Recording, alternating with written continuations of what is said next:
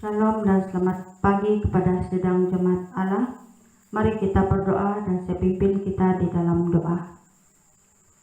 Bapa kami di surga, Bapa yang kami sembah di dalam nama Yesus Kristus, Bapa kami mohon penyertaan-Mu sepanjang acara kebaktian kami di rumah masing-masing pada hari ini, dan berkatilah semua yang mengikuti acara kebaktian ini. Bapa, kami berdoa seandainya ada kuasa-kuasa kegelapan tidak senang melihat kami untuk beribadah pada pagi hari ini. Kami bersatu hati Bapa, dalam nama Yesus Engkau hancurkan kuasanya, agar kami bebas untuk menaikkan segala pujian penyembahan kami kepada Engkau pada pagi hari ini.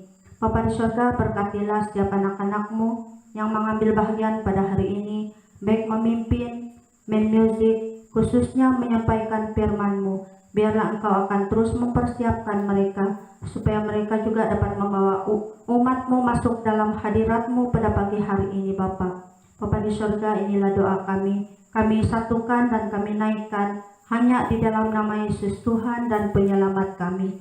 Mari yang percaya katakan, amin.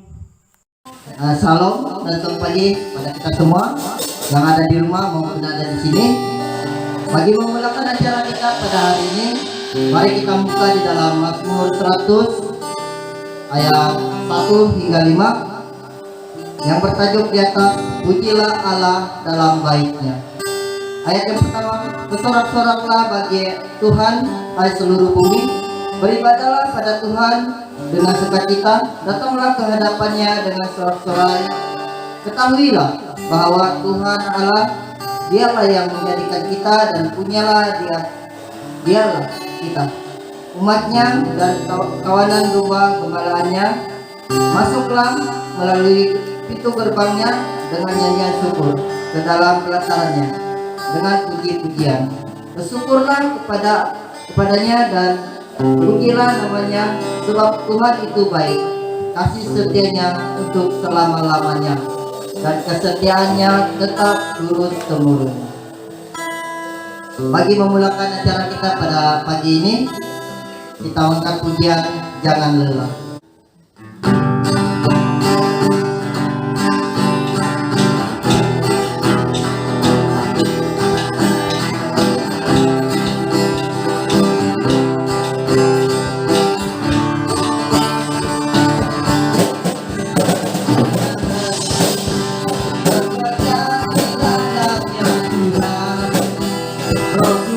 Yang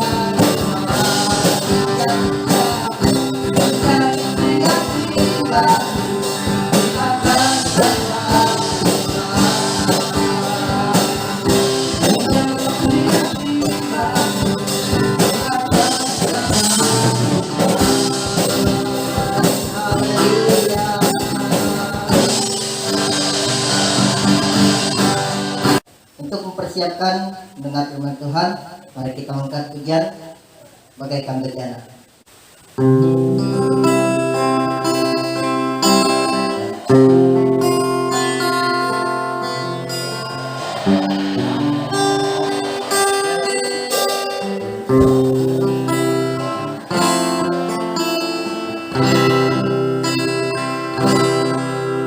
Bagaikan bejana siap dibentuk, demikian hidupku di tanganmu.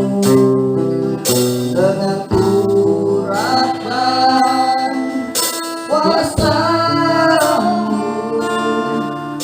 ku dibaharui selalu. Jadikan ku harap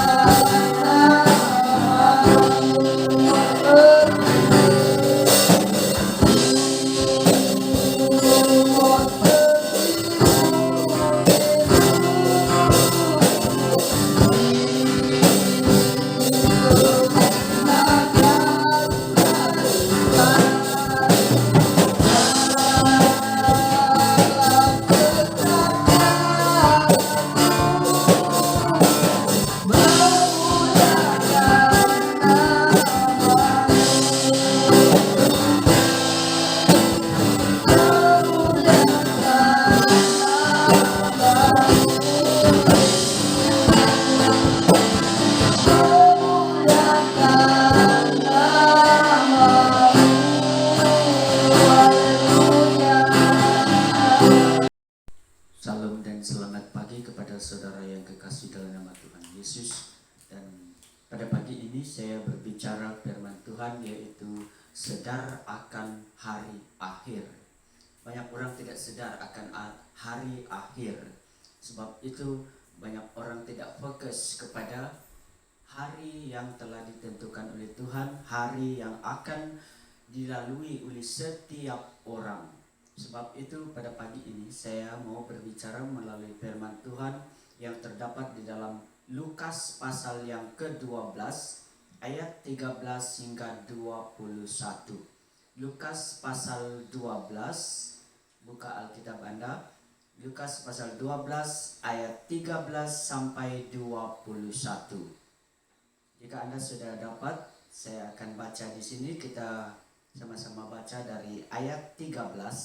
Pasal 12 Lukas ayat 13 sampai ayat 21. Siap? 2, 3. Orang kaya yang bodoh.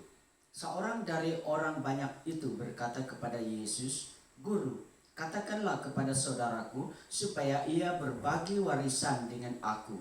Tetapi Yesus berkata kepadanya, "Saudara, siapakah yang telah mengangkat aku menjadi hakim atau pengantara atas kamu?" Katanya lagi kepada mereka, berjaga-jagalah dan waspadalah terhadap segala ketamakan. Sebab walaupun seorang berlimpah-limpah hartanya, hidupnya tidak tergantung daripada kekayaannya itu. Kemudian ia mengatakan kepada mereka suatu perumpamaan. Katanya, ada seorang kaya, tanahnya berlimpah-limpah hasilnya. Ia bertanya kepada hatinya, apakah yang harus aku perbuat? Sebab aku tidak mempunyai tempat di mana aku dapat menyimpan hasil tanahku. Lalu katanya, inilah yang akan kuperbuat.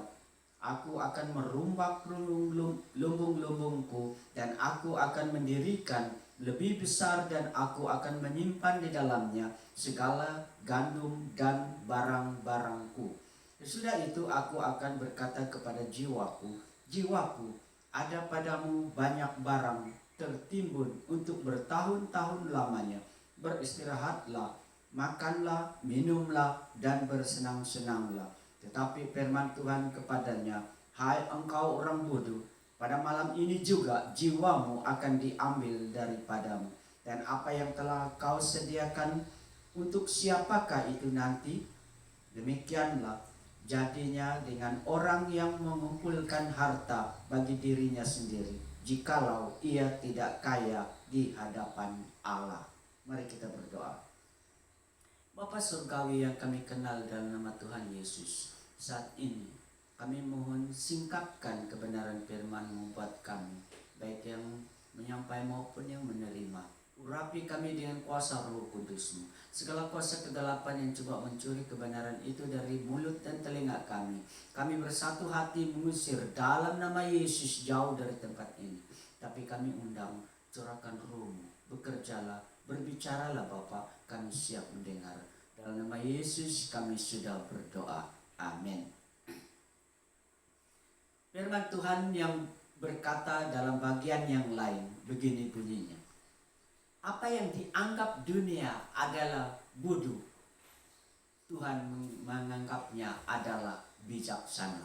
Apa yang dianggap oleh dunia adalah bijaksana, sebenarnya adalah bodoh di hadapan Tuhan. Mari kita camkan perkataan ini, saudara. Apakah arti semua itu?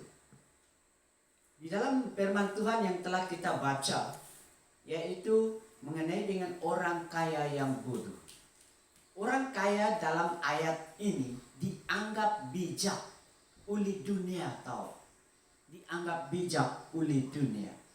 Apa sebabnya? Sebab dia memiliki kekayaan yang berlimpah.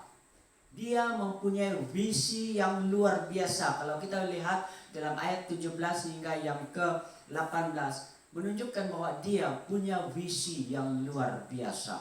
Tetapi satu kekurangannya, yaitu dia tidak punya kesadaran akan hari kematian. Mari kita lihat satu persatu. Sedar akan hari kematian, sedar akan hari akhir. Pada pagi ini kita akan belajar bagaimana kita melihat hari akhir yang tidak dapat dilihat oleh orang yang berharta kalau dia tidak akan serahkan dan menyerahkan kepada kekudusan Tuhan. Orang kaya yang diceritakan oleh Yesus di sini ialah sebenarnya Yesus mau menjelaskan kepada orang yang bertanya kepada dia di antara orang banyak. Yaitu orang itu, dia berkata begini. Katakanlah kepada saudara saya supaya ia berbagi warisan dengan saya. Dia datang kepada Yesus bukan untuk meminta keadilan. Yesus tahu, bukan meminta keadilan dari antara saudara-saudaranya, bukan. Tetapi karena ketamakannya, Yesus tahu isi hatinya. Sebab itu Yesus menceritakan mengenai dengan orang kaya yang bodoh. Sebab dalam cerita orang kaya yang bodoh ini, yaitu orang kaya yang bodoh ini, dia memang bijak. Buktinya, tidak mungkin seorang kaya dia menjadi kaya kalau dia tidak bijak. Tidak mungkin, saudara. Tidak mungkin dia boleh mencapai kekayaan yang sudah melebihi dari lumbung simpanannya kalau dia tidak bijak. Dan sehingga hartanya berlimpah-limpah. Tidak mungkin. Kalau dia tidak bijak, tidak mungkin dia tidak kaya. Ini pandangan dunia dan pandangan kita juga. Orang kaya ini pasti adalah orang yang bijak mengumpul harta, saudara. Tetapi kita akan melihat di sini bahwa pengumpulannya dia tidak serahkan kepada Tuhan untuk dikuduskan supaya dia dapat melihat hari akhir. Ini sebenarnya bijaksana yang Tuhan lihat sebagai bijaksana yang kudus. Bijaksana, tetapi bijaksana yang tidak dikuduskan adalah bijaksana yang bodoh, sebab dia boleh jadi kaya. Dalam dunia banyak saja orang boleh menjadi kaya karena kebijakannya. Tetapi kebijakan yang tidak diserahkan kepada Tuhan, kekayaan yang tidak diserahkan untuk dikuduskan oleh Tuhan, itu tidak akan membawa kepada kebijaksanaan yang kudus, yang boleh membawa kepada kesadaran akan hari akhir. Lalu yang kedua, kita akan lihat orang kaya ini ialah bijak. Dan bukan itu saja, tapi dia punya intelektual yang tinggi. Dia berpelajaran tinggi. Dia punya pengertian luar biasa. Dia punya intelektual yang luar biasa. Dalam ayat yang ke-17 hingga 18, dia punya visi. Visinya begini. Dia bertanya dalam hatinya, apakah yang harus kuperbuat? Sebab sudah tidak ada tempat lagi untuk dia menyimpan harta. Lalu kalau dalam ayat yang ke-18, inilah yang akan kuperbuat. Aku akan merombak lumbung-lumbungku dan aku akan mendirikan lebih besar. Aku akan menyimpan hartaku di situ. Dia punya visi.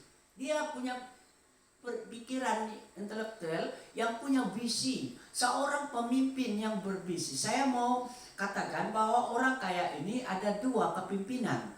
Kepimpinan yang pertama, dia adalah pemimpin visi. Tetapi pemimpin visi tanpa pengurusan tidak lengkap.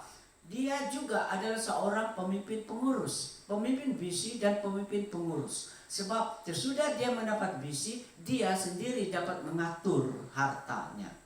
Saudara yang kekasih, saya mau samakan orang kaya ini dengan dunia kekayaan hari ini. Bahwa andai kata pada dunia sekarang, orang kaya ini mungkin dia punya account di beberapa bank atau di beberapa benua, dia sudah boleh menyimpan harta benda, emas, uang ringgitnya. Kenapa saudara? Sebab saya bayangkan dia sudah tidak ada lagi tempat menyimpannya. Jadi orang ini punya visi dan pengurusan yang luar biasa. Ini bijaksana.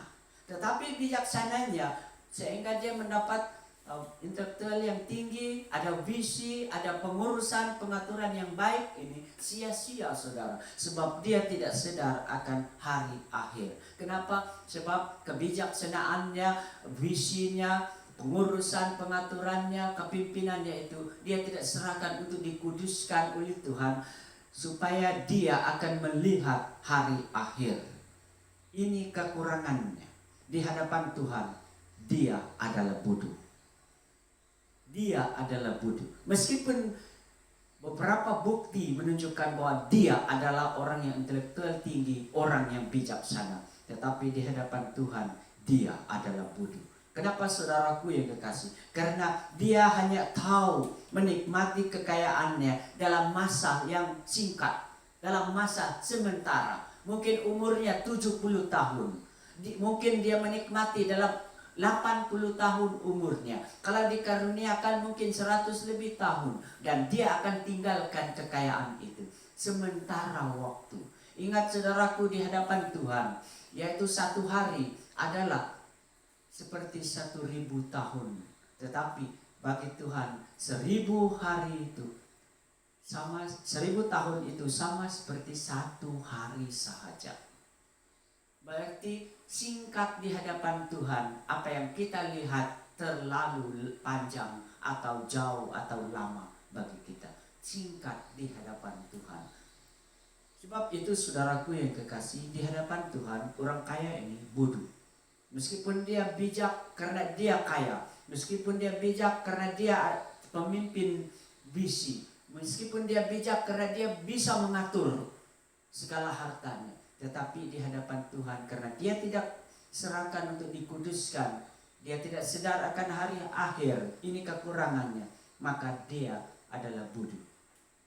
Sebab itu pikiran orang yang bodoh secara rohani ialah, kalau kita akan melihat di dalam ayat ini, ayat yang kita telah baca, di dalam ayat yang ke-19, sesudah itu aku akan berkata kepada jiwaku, jiwaku, ada padamu banyak barang tertimbun untuk bertahun-tahun lamanya, beristirahatlah, makanlah, minumlah, dan bersenang-senanglah.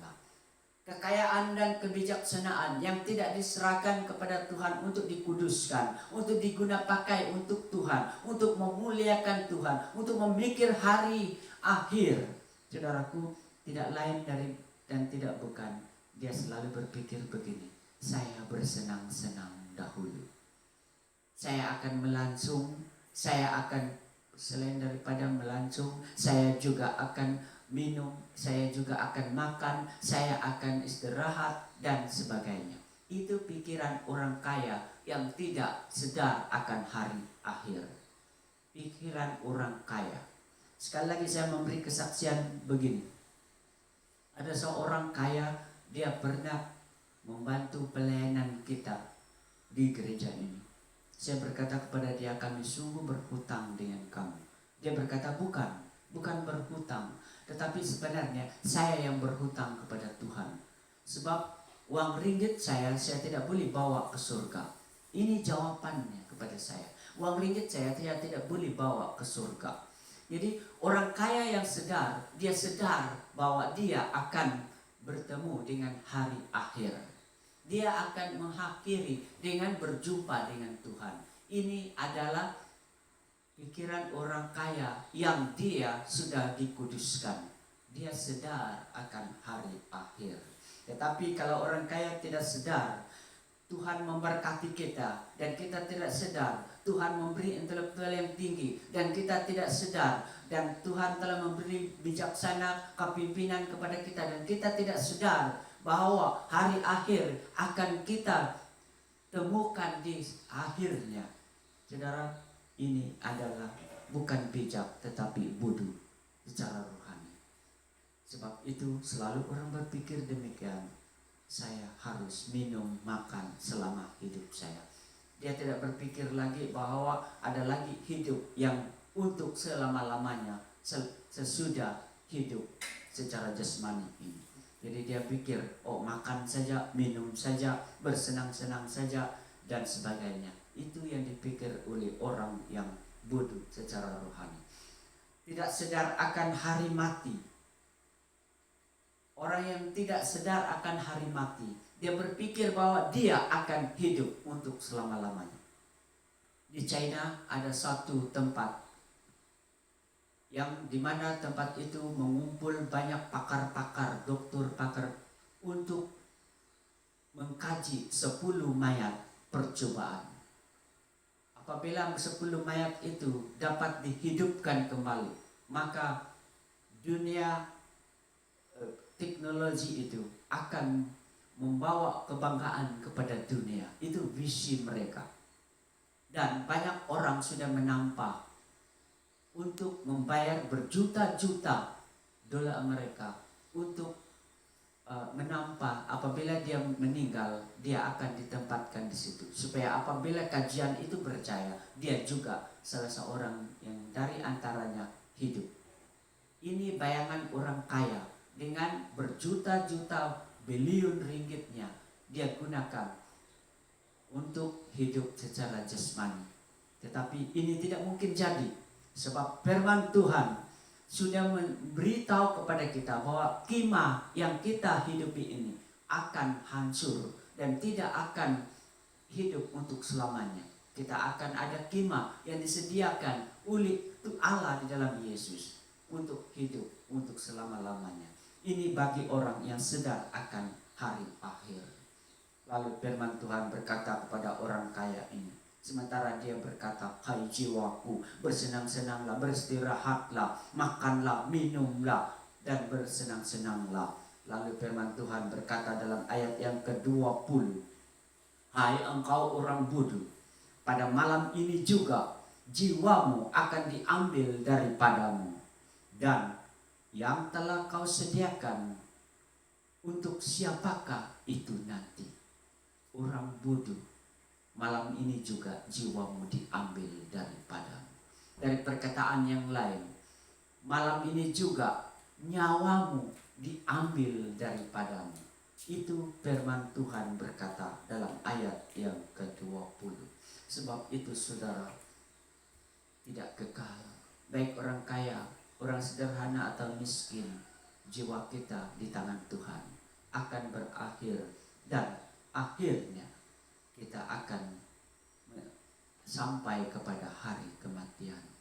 Apapun yang kita miliki, yaitu hikmat, kebijaksanaan, harta benda, semua itu kita terima dari Tuhan, supaya kita dipersiapkan untuk mempersiapkan diri untuk hari akhir, yaitu hari kematian. Sedarlah akan hari kematian. Mari kita berdiri untuk berdoa. Bapa di surga, kami bersyukur atas firman-Mu yang menyadarkan kami bahwa apapun yang kami terima dari dunia ini, apapun yang kami terima dari Engkau, hikmat bijaksana, intelektual yang tinggi, ataupun kepimpinan, atau harta benda, apa saja yang terbaik yang kami terima dari Engkau, adalah supaya kami mempersiapkan diri untuk hari akhir. Kuduskanlah kebijaksanaan yang Engkau beri buat kami, hikmat yang Engkau beri. Kuduskanlah segala harta, keuangan, makanan yang Engkau telah beri buat kami, supaya kami dapat sadar akan hari akhir, dan kami dikategorikan dalam golongan orang yang bijaksana di pandangan Tuhan, memilih untuk bersiap sadar akan hari kematian adalah bijaksana. Ini kami Tuhan, kuduskan kami, curahkan Roh-Mu bekerja, berbicara, biar firman-Mu terus berbicara dalam hati kami. Dalam nama Tuhan Yesus kami ucap syukur dan berdoa. Amin. Memutar firman Tuhan dan terus panggung persembahan dijalankan. Mari kita mengangkat pujian tiada seperti-Mu. Oke.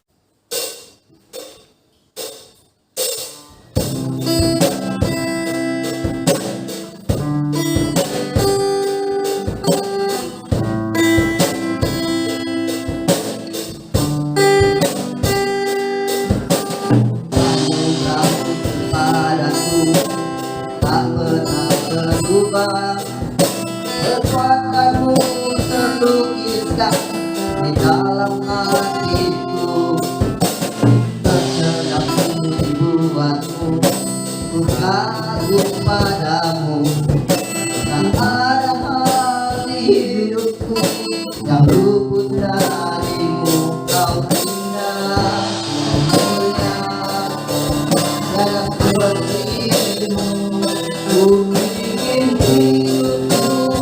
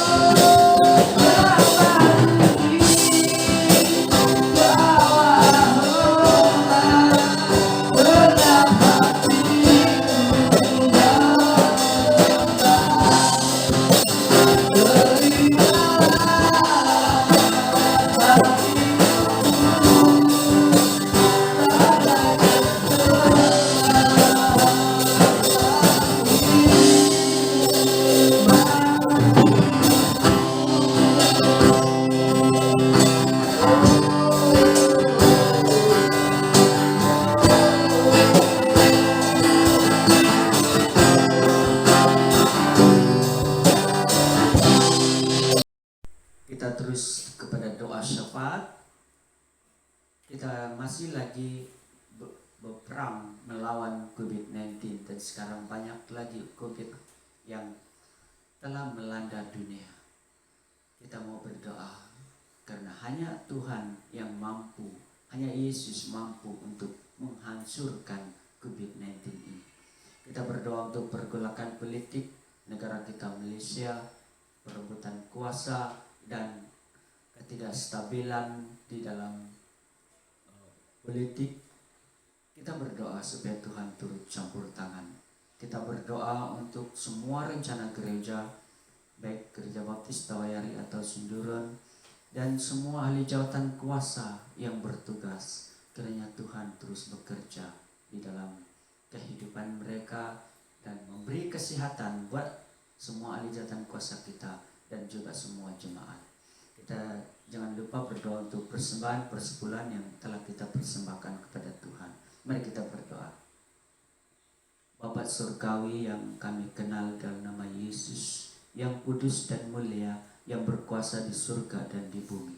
Saat ini Bapa, kami bersyukur karena Engkau adalah Tuhan yang penuh kasih dan berkuasa di surga dan di bumi. Kami mengenal Engkau oleh kasih karunia-Mu. Kami mengenal Engkau oleh karena Roh Kudus-Mu. Kami berdoa pada saat ini menyerahkan, kiranya Tuhan perhatikan segala penderitaan umat-Mu di seluruh dunia.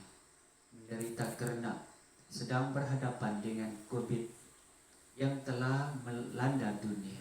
Saat ini Tuhan, kami sadar bahwa hanya Tuhan Yesus sanggup untuk menghancurkan COVID-19, untuk mencabutnya dari muka bumi. Sebab itu kami serahkan, kiranya tangan kasih Tuhan campur tangan dan Engkau menyelesaikannya. Dan kami percaya apabila Tuhan campur tangan, tidak ada yang mustahil bagimu untuk menghentikan penularannya. Selamatkanlah umat-Mu di seluruh dunia. Kami berdoa Bapa untuk kerajaan negara Malaysia sepanjang bulan merdeka ini. Kami mohon kiranya Tuhan turut campur tangan di dalam politik negara kami yang sekarang dalam pergolakan, perebutan kuasa dan sebagainya.